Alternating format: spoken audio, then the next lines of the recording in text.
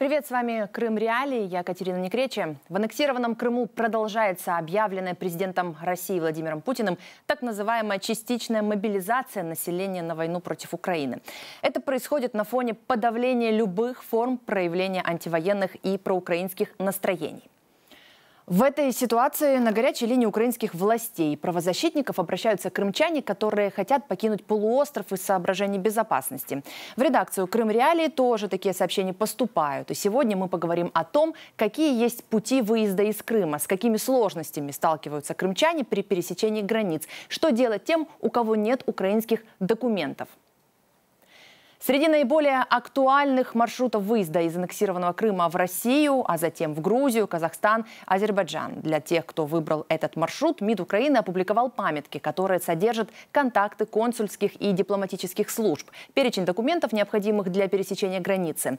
Также люди выезжают через Латвию и Эстонию. Искать и обновлять полезную информацию можно и даже нужно самостоятельно, так как ситуация меняется ежедневно. В Телеграме создано множество каналов и чатов, где выезжающие от путинской мобилизации обмениваются информацией и публикуют отчеты о прохождении границы. Собственно, служил пересекший границу человек в армии или нет, какие документы требовали, какие вопросы задавали и так далее. С нами на связи сейчас Юлия Качула, украинская певица из Крыма, которая совсем недавно покинула полуостров, и мы расспросим ее, как она выезжала, с чем сталкивалась, может быть, с какими-то трудностями, какие проблемы, проверки, вопросы, какие задавали, какие документы нужны. И также интересно узнать в бытовом плане, что нужно обязательно брать с собой и прочее. Юлия, приветствую вас. Сейчас по порядку вас... Витаю. Витаю. По порядку обо всем расспрошу. Ну, собственно, скажите, пожалуйста, какие вот такие самые основные трудности, з которыми удалось столкнуться, или все прошло легко? Ну, я вам скажу, що для мене це вже абсолютно було однозначно, тому що я відчула і вирішила, що це єдиний вихід, треба просто виїжджати з Криму, тому що кількість дегенератів, людей без поняття моралі зараз в Криму стільки, що ну просто тягнути. Я і так тягнула до останнього і думала, що все-таки якось буде трошки, можливо, швидше. Ну, на жаль, так не сталося, і тому я вирішила однозначно, що треба виїжджати.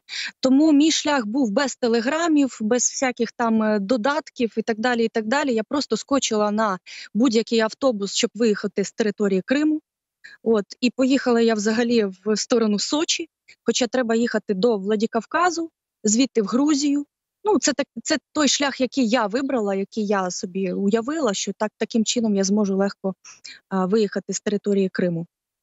Потім з Грузії літаком в Європу, ну і вже з Європи, звісно, можна легко доїхати до України. Які складності? Ну, взагалі-то вони почалися, бачите, я виїжджала 18 вересня, тоді ще чуйка підсказала, тоді ще не було нічого оголошено про те, що буде мобілізація. Трошечки, можливо, було легше, тому що зараз все-таки напруженіша ситуація. І коли вже ми їхали, наш автобус, то це був просто вечір. І коли ми з Сімферополя виїжджали, ще ніяких документів не просили показувати, а вже через десь 2 чи 3 години, як ми їхали, вже людина, яка зайшла в Керчі, вона просила всіх показувати документи. Тобто, я так зрозуміла, що навіть ці 3 години вже вирішили багато. Там на кордоні Владикавказу і Грузії потрібен український закордонний паспорт. Я переходила за українським закордонним паспортом. Ну і далі вже все. Тобто, в принципі, мене особисто ніхто нічого такого особливого не запитував. Ну, як завжди, куди їдете, чого їдете? Їду подивитися Грузію, туристка. Все просто. Какой паспорт? И конкретно они, вот что-то такое у вас спрашивали, почему едете? Потому что часто рассказывают люди, что действительно вопросы даже, порой личного характера могут быть, вот прям так докапываются, да, куда едете, зачем и что. Вот именно прохождение российской границы, с каким было паспортом и задавали ли какие-то, может быть, неприятные или сильно личные вопросы? Ну, переходять кордон саме. Ви просто навіть не візьмете квиток на автобус, щоб виїхати з Криму, якщо у вас немає цього так званого кримського паспорту. Так, от навіть російським його не назвемо кримським.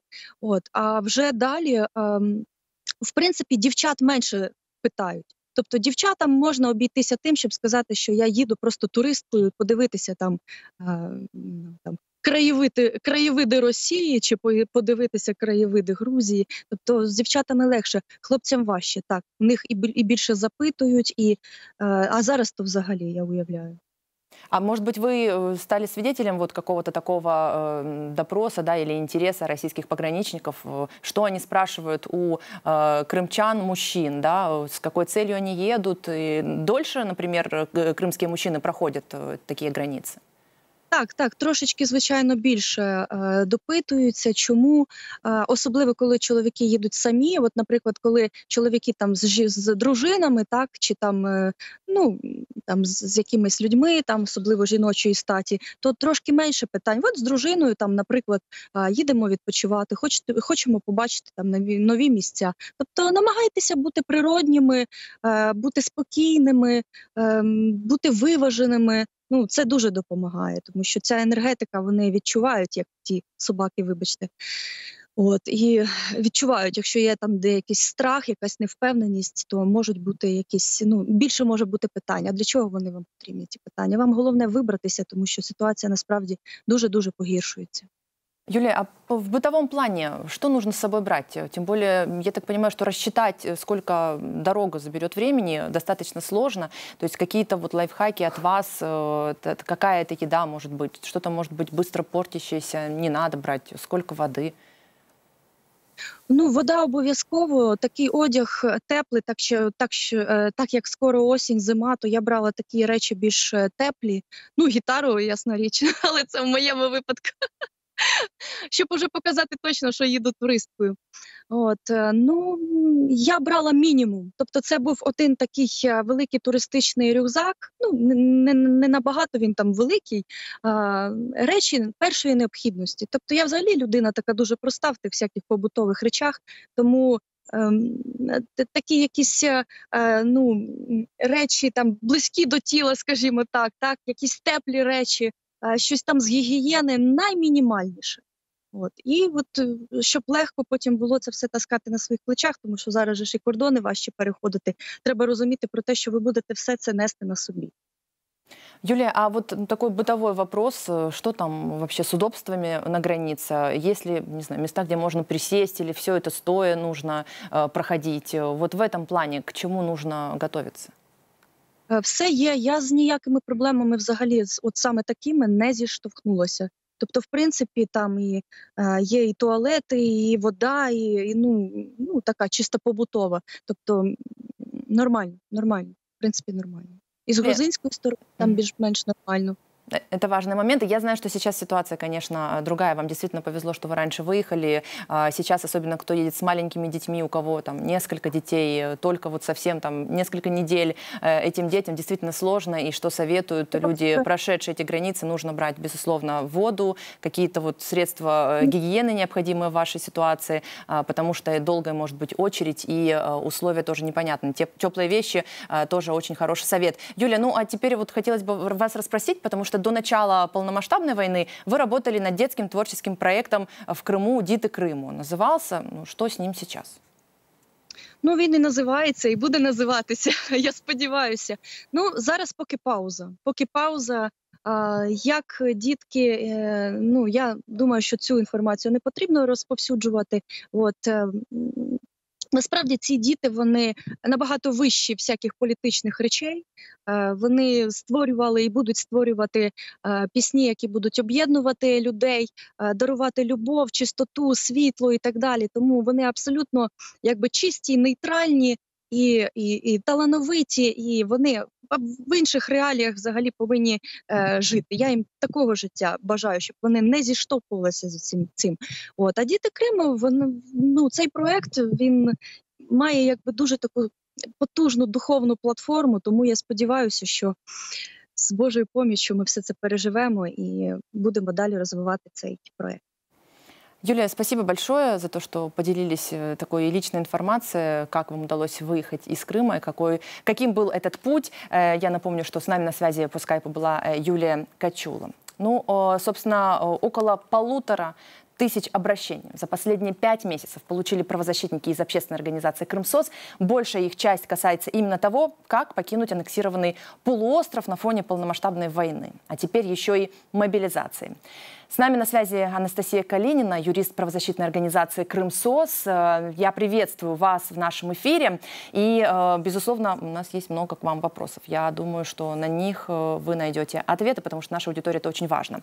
Ну, вот давайте начнем с обращений, которые поступают к вам ежедневно, я так понимаю, относительно выезда из Крыма. Растет ли их число после объявления такой вот так называемой частичной мобилизации в России? Так, добрий день, рада вас вітати і всіх слухачів. Так, до нас кожен день звертаються багато людей, і зараз їх все більше. Побільшала кількість звернень щодо виїзду з тимчасово окупованої території Криму. І далі, куди, по суті, людям рухатись, куди їм їхати, як заїхати їм на території країн Європейського Союзу, а потім повертатися в Україну, або, наприклад, через там Білорусь заїхати в Україну, або багато дуже зараз їдуть до Казахстану. Ось і звичайно з цими питаннями виїзду дуже суміжні питання там документів, виготовлення їх, поновлення втрачених, оскільки багато їдуть з дітьми, ще не встигли зробити дітям українських там свідоцтв про народження або українських закордонних паспортів, і тому такі питання зараз от наразі найзапитуваніші. Ну вот, Анастасия, скажите, есть ли вопросы, потому что я так понимаю из тех обращений, которые поступают непосредственно в редакцию Крым-Реалии, что есть просто неразрешимые проблемы. Ну вот, конечно, это когда нет всего пакета документов. Во-первых, это люди, которые не достигли еще совершеннолетия до аннексии Крыма в 2014 году, они не получали украинские паспорта, потом или их родители были против, или не было финансовой возможности выехать в Херсонскую область и сделать эти документы. Соответственно, сейчас они вот остались только из украинских документов, у них есть только свидетельство о рождении. И если уж таким людям каким-то образом удается попасть даже там через Россию, потом выехать в Европу по российскому паспорту, который они зарегистрировали непосредственно на территории России, они в аннексированном Крыму, они получают визу в Европу, например, выезжают каким-то образом туда, обращаются в украинские там консульства, им говорят, что, ну, в общем-то, без наличия каких-либо фотографий, других документов, ну, сделать, точнее, не то, что восстановить, а сделать вот украинский паспорт, ну, получается невозможным. У нас есть несколько таких историй, за которыми мы следим, и люди продолжают обращаться с такими темами. Вот в этой ситуации абсолютно безвыходная. Что делать? Так, ви праві.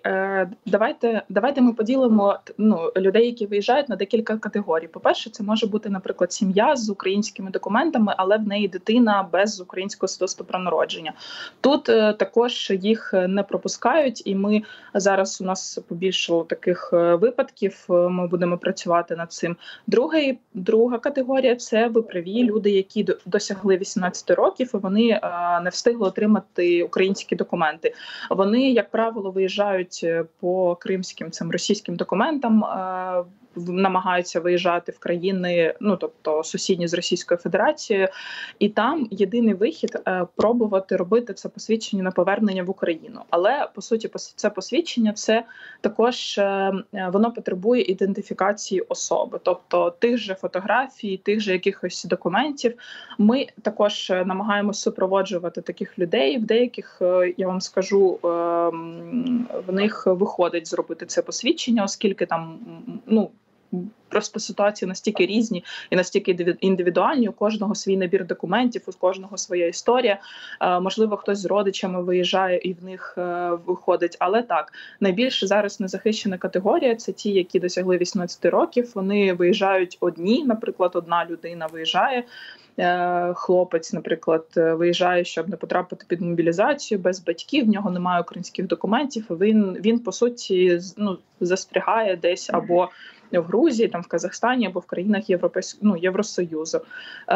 Наскільки я знаю, то зараз розробляється тобто такий порядок, щоб допомагати таким людям і щоб їх пускати. Але тут ще проблема в тому, що багато людей не хочуть їхати в Україну, оскільки вони вважають, що їх тут також мобілізують, і вони хочуть побути десь за лаштунками України. І в цьому вся проблема, оскільки це посвідчення на повернення, воно дає право в'їзду в Україну і тут вже оформлювати паспортні документи. Тобто не можна його отримати і там їздити по іншим країнам. Ось так. То есть этот документ, это такой фактически белый паспорт, который могут выдать в украинских консульствах, в тех странах, где оказались крымчане, и потом с этим белым паспортом нужно ехать в Украину, и тут уже в Украине можно восстановить и получить там документ. Ну, понятно, что мужчины призывного возраста в связи с украинской мобилизацией тогда не смогут выехать, разве что у них там есть 3 детей или какие-то еще особые, они в каких-то особых категориях. Скажите, вот этот момент, потому что крымчане действительно, мы это видели за последнюю неделю, крымские мужчины, они выезжали через Россию, значит, в Казахстан, например, да, и там оттуда вот такая информация, что действительно там тоже с документами сложно, максимум, чего можно достичь, это вот этот вот белый паспорт, и получается, это единственная альтернатива. Я говорю о тех людях, у которых не готовы, нет украинских документов, которые не получали ни загранпаспорта, а может быть вообще паспортов нет, да, или они просрочены. То есть это единственная альтернатива, этот вот белый паспорт, правильно я понимаю? Так, ви правильно зрозуміли, оскільки тобто він дає право людині проїжджати між країнами і заїхати в Україну для виготовлення українських документів. Тобто, поки в Казахстані, наскільки я знаю, там зараз там йде цей процес, можливо, будуть досягнуті якісь домовленості, але поки там не видають закордонні українські паспорти, а внутрішні так тим паче, особливо для людей, які не отримували взагалі український паспорт. Тобто це можливо зробити тільки в органах Державної міграційної служби України. Если вот выбрать иной путь, это там пребывать 90 дней, до 90 дней там в Казахстане, потом, может быть, выехать в Узбекистан и, в общем-то, разъезжать, приезжать в такие страны, где понемногу исчерпывать этот лимит, что может быть далее, если человек выбрал вот такой вот путь, потому что он не хочет быть призван ни со стороны России на эту войну, ни со стороны Украины, боится этого в том числе, то есть не хочет возвращаться на материковую Украину. Такой вариант возможен? Какие могут быть последствия? Це його право. Людина може, тобто в Україні є свобода пересування. Якщо ти громадянин України, в тебе є свобода пересування, якщо не накладені ніякі заборони на це. Людина може так робити, але якщо бути досить відвертим, то це зрозуміло, що колись все рівно потрібно буде виготовляти ці документи. Тобто людина, ми розуміємо з вами, що ця людина, вона буде переміщатися по російським документам. І якщо їй необхідні українські документи, то все рівно потрібно буде заїжджати і їх робити, щоб надалі більш вільно себе почувати. І взагалі не зрозуміло, як буде далі діяти Російська Федерація і як взагалі що буде. Звичайно, що це вихід для багатьох людей, які взагалі бояться мобілізації, не хочуть там заїжджати в Україну, не хочуть повертатися в Крим. Можливо, буде якесь рішення від держави для таких людей, оскільки це реально безвихідна ситуація. А є, я не казала, є в Варшаві експериментальний проект. Це паспортний сервіс, де виготовляють закордонні паспорти. Але це підійде для людей, у яких вже були, українські документи, і вони їх хочуть поновити або подати, оскільки якщо людині більше 18 років, вона не отримувала ніколи український паспорт, то там точно відмовлять. Це вже на практиці доведено. Але якщо є можливість туди доїхати і зробити закордонний паспорт, бо він у вас був, то можна скористатися такою можливістю. І, звичайно, я ще раз скажу, що кожний випадок він абсолютно індивідуальний, і у людей вообще бувають дуже різні ситуації. Тому тут я запрошую і заохочую людей телефонувати на наші гарячі лінії юридичні. Ми допоможемо. Будемо намагатися допомагати, навіть якщо людина виїжджає в іншу країну. Анастасия, я так понимаю, что нужно отметить, что документ, даже тот же белый паспорт, не так быстро тоже можно получить. То есть это все недели, может быть, месяцы, поэтому если зволикать, как говорится, с этим, то, в общем-то, можно потом как-то в неприятную ситуацию еще попасть, да? По постанові до 30 календарних днів, але все рівно це може бути і більше, оскільки, я ще раз кажу, для цього посвідчення на повернення все рівно треба проходити ідентифікацію. Тобто надсилаються запити в усі можливі органи, реєстри, тобто людину ідентифікують, що вона – це вона. Да, это важный момент, чтобы не было такого, знаете, что человек подумал, что может как-то за день или за неделю все это решить. И еще такой к финалу вопрос, собственно, что сейчас происходит, через какие участки российской границы можно выехать вот по состоянию на 30 сентября, если такая информация, да, если говорить, например, про Беларусь, там КПП Макран и Доманова, если у вас информация, например, по поводу этого пункта пересечения границы? Так, дивіться, з Криму виїжджати тільки через цей Керченський міст в Російську Федерацію, а далі вже тут я не дуже знаю весь перелік російських КПП, які там є, але і так, є ще у нас, по суті, один КПП з Білорусі, України, це, ви правильно сказали, це білоруські Мокрани і наше село Доманове, пункт пропуску, там тільки пішохідний прохід і пускають тільки громадян України. Тобто у нас є історія однієї сім'ї, які мають українські документи, мама і тато, в них все в порядку, але дитині не встигли зробити свідоцтво про народження українське. І ось була така ситуація, що їх не пропустили, оскільки у дитини російське свідоцтво про народження. Ми будемо намагатися допомагати їм зараз вирішувати це питання, але я думаю, що це не перший випадок, можливо, і, скоріше за все, не останній, бо це тобто найшвидший, по суті, спосіб заїхати на територію України. Но если есть абсолютно полный пакет українських документів, в тому числі для дітей. Ні, або якщо навіть є просрочений український паспорт, але він є, тобто пустять, тобто пускають громадян України хоча б з якимось набором документів, може він бути просрочений чи щось таке, але він повинен бути, щоб підтвердити, що громадянство України. І це тільки пішохідний прохід, тобто це потрібно розуміти. Спасибо вам огромное за то, что ответили на вопросы. Их действительно немало. Я надеюсь, что наши слушатели, собственно, взяли для себя какую-то информацию полезную. С нами на связи была Анастасия Калинина, юрист правозащитной организации «Крымсос». Вы можете написать в комментариях, какие еще есть вопросы. Пишите к нам на нашу редакционную почту, которую мы можем показать сейчас на экране, а также которую вы можете найти на сайте Крым Реалии. Собственно, пишите, будем разбираться. Вопросов действительно появляется чем дальше, тем больше. Полных гарантий пересечения границы в нынешней ситуации не может дать никто, и появляются сообщения о случаях, когда пограничные службы различных стран отказывают во въезде крымчанам, которые спасаются от российской мобилизации.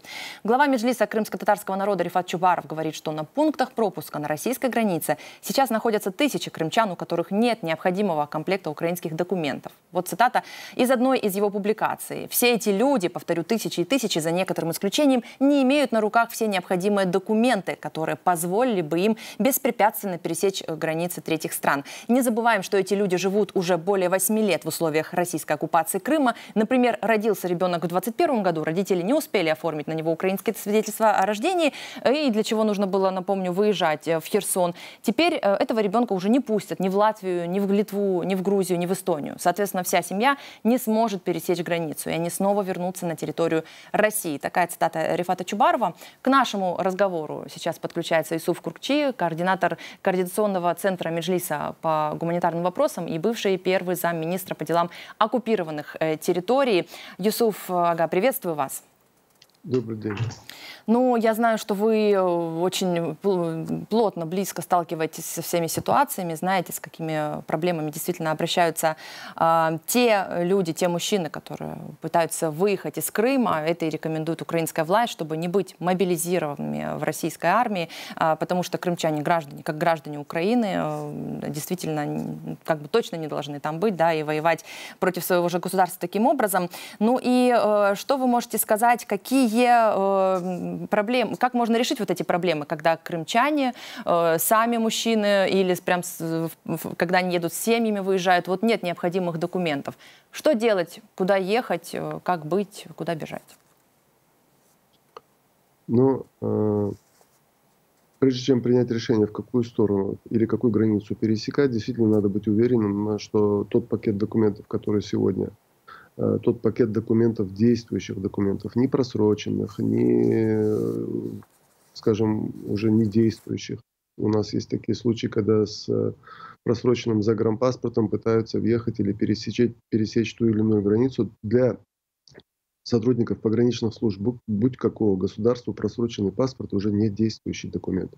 Поэтому определиться можно только по тому пакету документов, который есть на руках. Это касается всех членов семьи. Выбрать направление, которое позволит с этим документом пересечь российскую границу. И уже в стране пребывания обращаться в консульство Украины для того, чтобы навести порядок со своими документами. То, что касается людей, у которых просроченные заграничные паспорта, то в посольствах после определенной процедуры ставят штамп о продлении этого паспорта, и он дает возможность передвигаться этому человеку в том направлении, которое он выбирает. Если нет этих всех документов, то выдается так называемое тимчасовое посвідчення для повернення на Украину. Белый паспорт – это неправильное название, и уже люди путают и во всех этих форумах, чатах друг друга консультируют. Это неправильное название, этот документ, который называется «Тимчасовое посвідчення для повернення в Украину». Он действует всего 30 дней и дает возможность обладателю этого документа построить свой маршрут таким образом, чтобы в течение 30 дней доехать до Украины. В случае, если у человека, который оказался в транзитной стране и истекает срок этого документа, ему необходимо будет в той стране пребывания точно так же проходить процедуру для оформления и для получения актуальных документов, подтверждающих связь с государством, загранпаспорта, и уже потом принимать те решения, которые ему необходимы. Юсуф Ага, скажите, собственно, вот я знаю, что Координационный центр Меджлиса крымско-татарского народа провел онлайн-встречи с украинскими послами в Узбекистане и Казахстане. Ну, удалось ли договориться, как-то найти какой-то, может быть, выход или, во всяком случае, очертить вот эти проблемы, с которыми сталкиваются крымчане, для того, чтобы их решить? С руководителями закордонных установ постоянная связь. Эта первая встреча, она как бы обрисовала суть проблемы, и люди подтвердили, скажем, основные общие базисные принципы в понимании этой проблемы. Поэтому в тех режимах, в которых сегодня работают эти консульские установы, это просто экстра режим напряженности, потому как такое количество людей с разным набором проблем, с разным пакетом документов, это в этих странах это действительно настоящее испытание. Мы очень благодарны нашим этим коллегам, нашим этим должностным функционерам, которые сегодня несут на себе эту ношу. Понимание практически со всеми консульским корпусом, это благодаря и позиции МИДа сегодня есть. Но усилий только консульских служб для решения этой проблемы их недостаточно, потому как консульские службы, функционеры в этих консульских службах, пограничные службы тех государств, они руководствуются теми актами, которые сегодня являются действующими. Если мы могли бы добиться того, чтобы был бы принят какой-то период, на какой-то период, какой-то особый порядок, который бы давал бы разрешение этим службам, соответствующим службам, пограничным, таможенным, тех государств, где наши сограждане сегодня пересекают границы, определенным образом реагировать и рассматривать те документы, которые сегодня мы очень долго добивались того, что они не признавались всем миром, то тогда бы немного можно было бы вот этот, скажем, ажиотаж снять. А так все люди просто исполняют тот, скажем, протокол реагирования на те или иные документы, которые, в принципе, согласован между государствами. Поэтому диалог, который должен состояться между, скажем, нашим высшим руководством и руководством соответствующих органов, он должен состояться. Мы инициировали межведомственную такую вот комиссию, чтобы окреслить те вопросы, которые сегодня есть актуальными в тех или иных странах, чтобы каким-то образом попытаться найти такой вот оптимальный и оперативный формат решения, который смог бы немножко облегчить участь тех людей, которые сегодня находятся за кордоном. Действительно, сроки оформления разных документов, он разный. И люди должны быть готовы к тому, что ускорить это просто по желанию или по нежеланию консула или посла это невозможно. Это связано с кучей проверок, с кучей документов, которые должны прийти подтверждение с Украины. И действительно говорил предыдущий спикер, что если есть возможность вернуться в Украину и оформить все пакет документов здесь в Украине, это будет в разы быстрее. Юсуф Ага, я хочу вот как раз на этом моменте остановиться подробнее, да, потому что мы уже это обсуждали, и действительно и в комментариях, и, в общем, в общении со многими крымчанами, ну вот это вот проскакивает, нежелание приезжать тоже в Украину, поскольку есть нежелание или страх быть мобилизированными со стороны Украины. В общем-то, не хочется идти на войну, скажем так. То есть, потому что если нет необходимого пакета документов, единственный вариант — это вот эта вот временная посвидка, которая дает возможность в течение 30 дней, как вы сказали, вернуться в Украину и там уже заняться оформлением документов. Другой вариант — не делать, если невозможно сделать полный пакет документов в том же там Казахстане, но быть, получается, в таком подвешенном состоянии и там ездить туда-сюда для того, чтобы исчерпывать то в одной, то в другой стране, где это возможно, вот эти вот месяцы пребывания легальные, да. Ваш совет, может быть, там чисто по-человечески или как человека, который сталкивается с разными историями, ну, что делать? Избегать возвращения в Украину в том числе вот такими вот методами, потому что последствия, я так понимаю, что предсказать сейчас даже не может никто, или все-таки делать эту посвидку, этот временный документ и возвращаться на материковую Украину?